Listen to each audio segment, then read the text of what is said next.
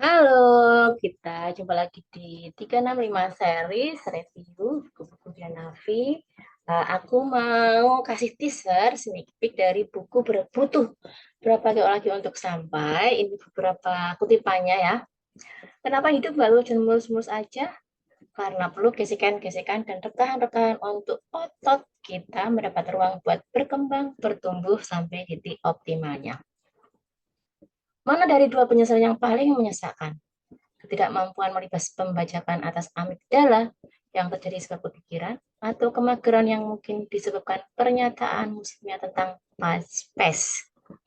Excuse yang tercipta karena usia, ataukah mungkin memang hal-hal yang terlewat menjadi pengingat atas kedoifan manusia, bahwa kita kadang tak bisa merasi semuanya, ada hal yang harus direlakan, bahwa semua karunia adalah atas kasihnya. Sekaligus batu ujian, apakah kehilangan satu momen menjadikan diri kurang bersyukur atas banyak hal yang telah diterima. Ada lagi terkait butuh berbagai lagi untuk sampai. Substansi kurban adalah takarub ilallah. Pengorbanan itu meletakkan diri kepada Allah, meletakkan pada sesama dengan berbagi. Sayyidul kurban bukan hanya pada fisik kurban, fenomena jadi adalah ketimpangan esensial dengan profan. Sifatnya lahiriah, formalitas seremonial saja. Daging dan darah kurban tidak mengantar kita kepadanya, tetapi justru ketakwaan. Kecenderungan hidup individualistik merupakan pelanggaran pada prinsip-prinsip kemanusiaan, keimanan, dan pengorbanan harus diaplikasikan pada kehidupan sehari-hari. Makna di balik peristiwa Ibrahim dan Ismail adalah bekal-bekal untuk generasi ketiga kita.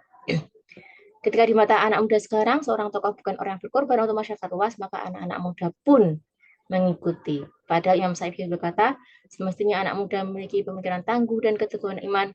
Jika tidak demikian, maka tidak berguna.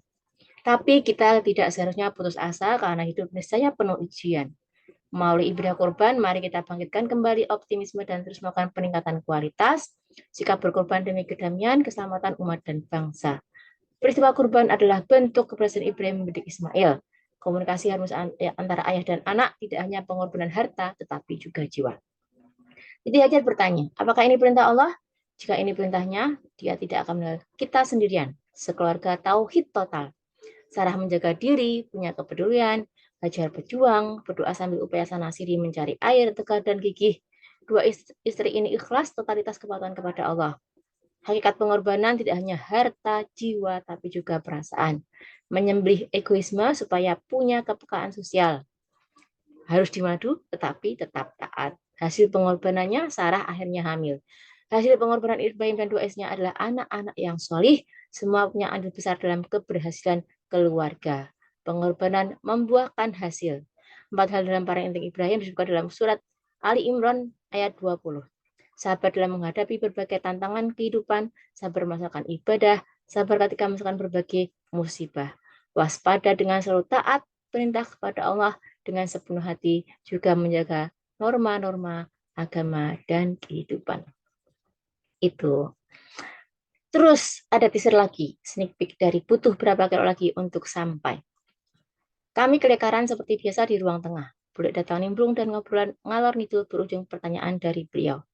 Kenapa dari beberapa kiai di Demak yang waktu itu punya kontribusi, bahkan kakek kami disetrum penjajah dalam perjuangan, tapi nama kakek tidak pernah dapat kiriman Fatihah di Masjid Agung.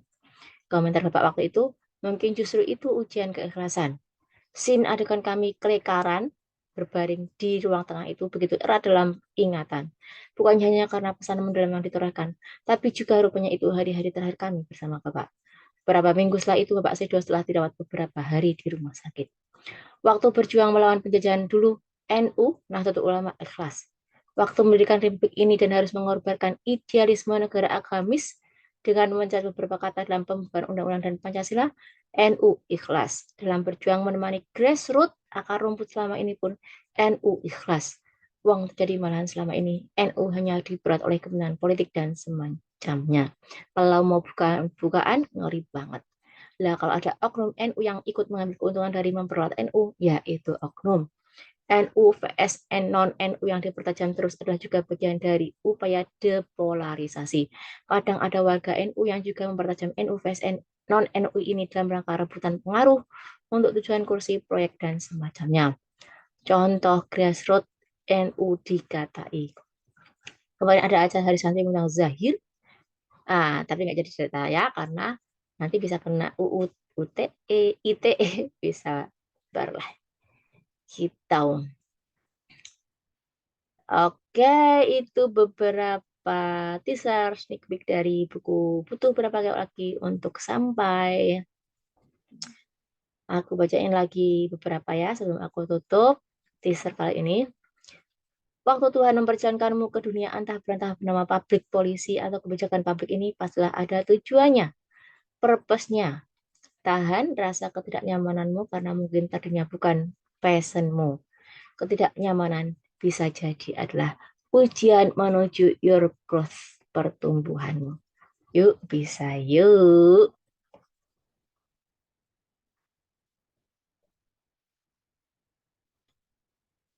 Ada banyak sekali ini teasernya kalau teman-teman mau lihat di Google Play dan Google Book dari 98 halaman buku Butuh Berapa Kayak Lagu untuk Sampai ada ini bisa diintip 20 halaman, bisa dibaca-baca di situ ya, teman-teman ya. Nanti kalau tertarik untuk membaca full 98 halamannya, teman-teman bisa baca dengan membeli di Google Play dan Google Books.